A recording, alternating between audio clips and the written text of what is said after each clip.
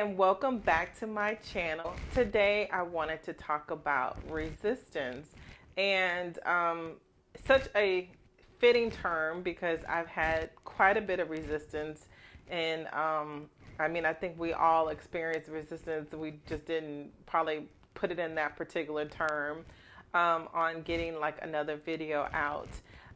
So as I continue to grow and want to be upfront about my journey as much as I can from where I'm starting, because I know it's only going to get better. There are going to be some bumpy roads ahead, and that this is going to be something that continues to grow, that it will get better. But just stick with me because the information that I have is so valuable. It is. Because once you start to awaken and see certain things that I am speaking about, it could change your life. And just a simple changing of what we call resistance can definitely open up the floodgates and to any situation or issue that you may be having. So in talking about resistance, I wanted to go over what the definition was. So I'm going to read to you. So we all know, I would say, think we have an idea what resistance is, but I just thought it would be just fitting to go ahead and just read a definition of it. And it says that it's the refusal to accept or comply with something, the attempt to prevent something by action or argument. So that's I guess it's the Oxford Dictionary. I would think that it would be Webster. But anyway, that's the definition that came up when I went to Google. And I also wanted to just give, just for the scientific viewpoint on what resistance is, it's the degree to which a substance or device opposes the passage of an electric current, causing energy dissipation. Now, I wanted to read the scientific one because when you look at resistance and you're blocking the flow of resistance, what you're going to have is an incomplete circuit. Okay, so that's important because when you are blocking your flow, you're not allowing yourself to get all that you want to receive. Which means that you're cutting off literally your circuit of flow when you are putting resistance into the mix. So what one of the things that Abraham, and like I said, this is a lot of referral to Abraham Hicks, talks a lot about the path of least resistance. And so the path of least resistance is always identified by what you feel is, I would say, easier, not complicated. These are just some of the ways that you can feel into the path of least resistance. You're happier. There's a flow. There's an ease to it. That's what we want. We're wanting to allow things to happen and not bump up against it. Abraham Hicks always refers to the when you're going upstream, you're going away from you're going against what is natural, what is flowing. When you are going downstream, you're going with the flow of the current. You're going with the flow like a river. You can't go upstream up a river without some type of resistance. And if you just allow yourself to go with the stream of the current that's going downhill, it makes life so much easier. It's fun. It's a joy. It's, like I said, it's ease. All the words that we talked about before.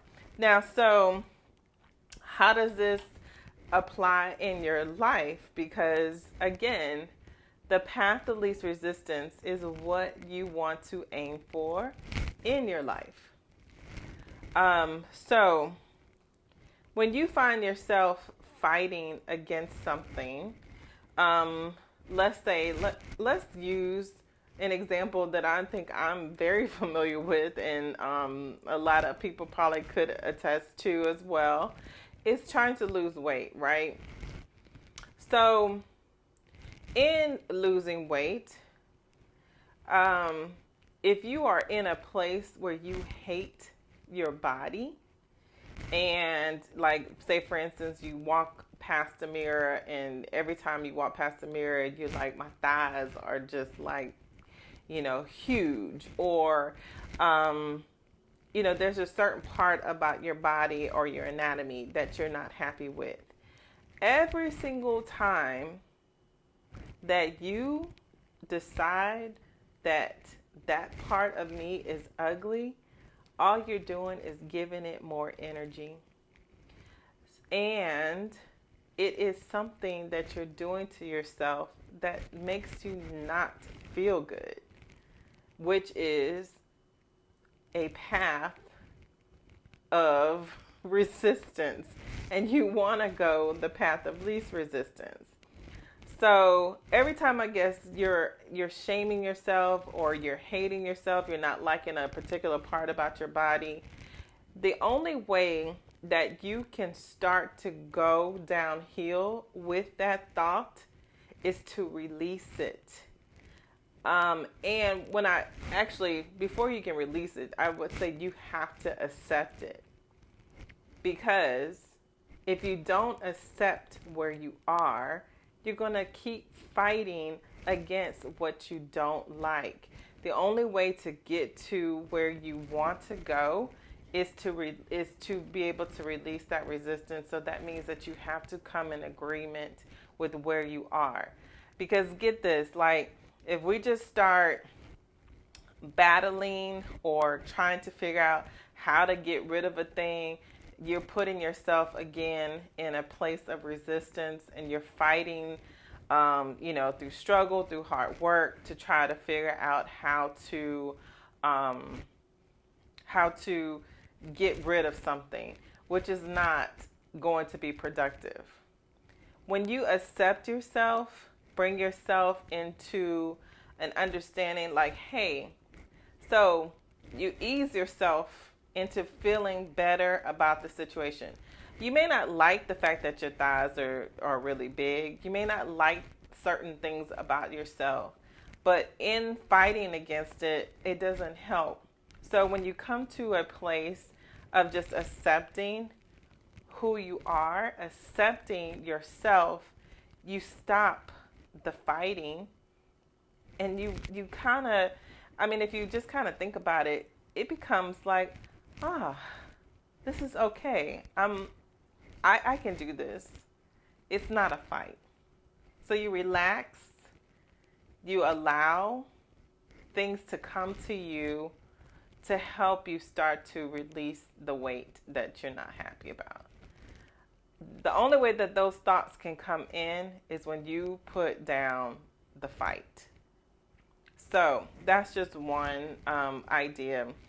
And so another thing that you can think about too is using imagination. Neville Goddard talks a lot about imagination as being the way for you to move out of situations, because when you use your imagination, you are coming in line with who you truly are, or who you're wanting to be, who you desire to be. There's a version of you that is coexisting in this particular moment that matches everything that you want. The reason that you're able to think of them is because it exists. There is a way to get to that version of yourself. If you couldn't think of it, then of course there wouldn't be anything for you to aspire to. But because of the fact that you're able to think it, it is a possibility in your life. So everything that you're able to conjure up and think of are things that you are able to do and line up with. And this is something, again, Neville Goddard talks a lot about going to sleep with your with whatever it is that you're assuming that you want to be or do or have, like continuously imagining and feeling that thing as happening, and that without a shadow of a doubt that you have it, and living in that moment.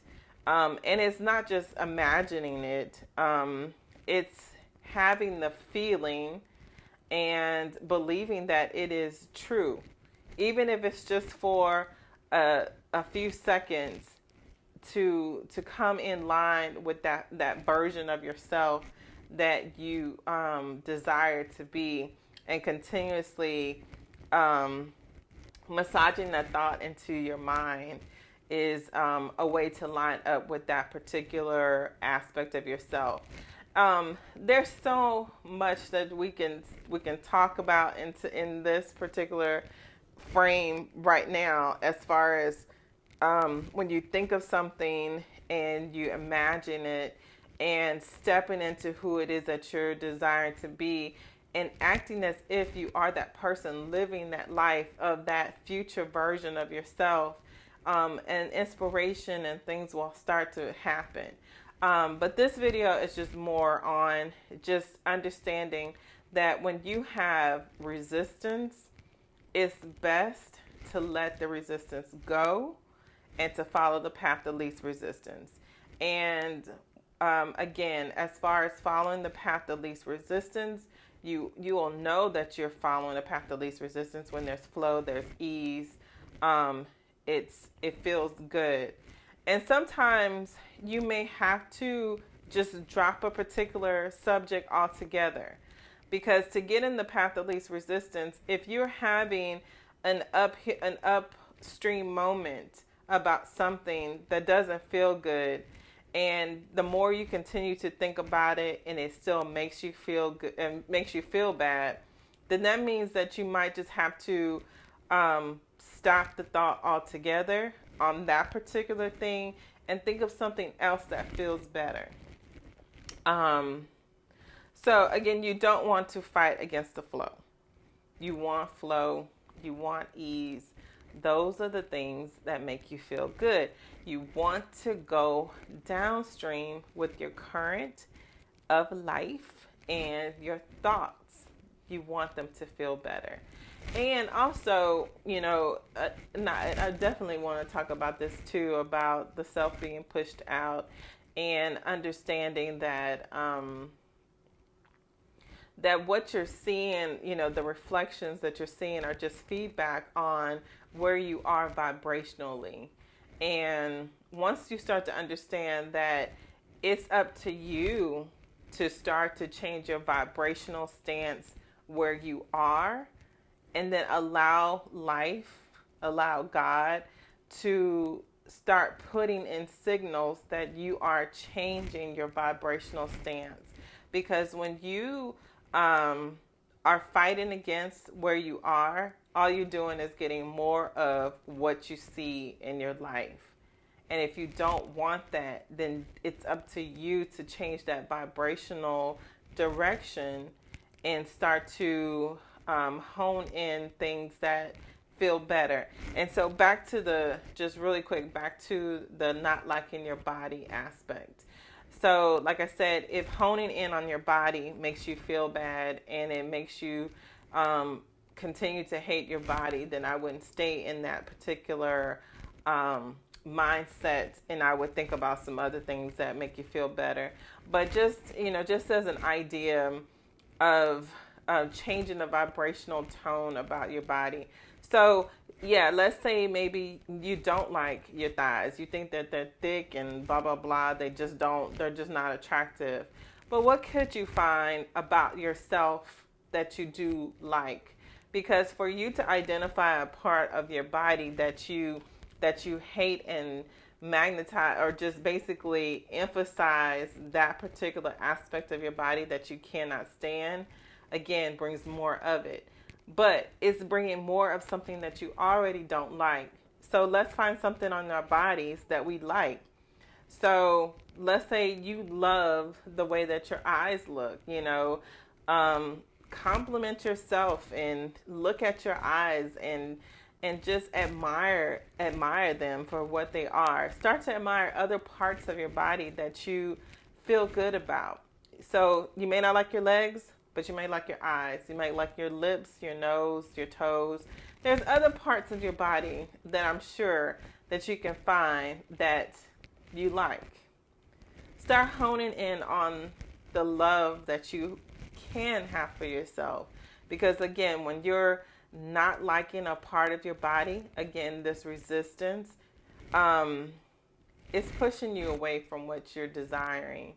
And it's an indicator that there's something that you want to change, and then you're seeing the evidence of it, and so then you're mad about it. You're not feeling good. So anyway, hone into those things that you want to see reflected back to you. Because again, when you are negative and you going upstream, you get more of it. When you start to flow and go with the path of least resistance, things around you start to change, and they start to you start to agree with yourself. You start to feel better about yourself. You start to have more flow and ease rather than the resistance that you're putting up about certain things. So that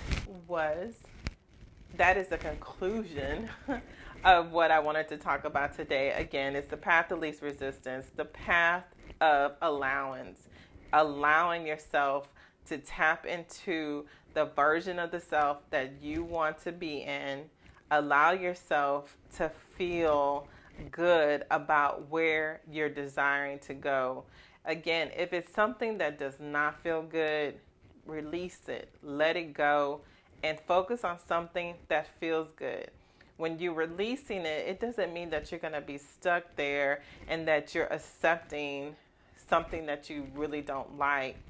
Just understand that when you are accepting it, it allows you to start getting the inspiration and make the changes that you want to make in your life. Fighting against it just makes it stay there and makes it more. So I hope this video was helpful. Please continue to tune in because there will be more videos. They will get better and better. And again, so thank you again for coming to my channel. Have a good one. Bye.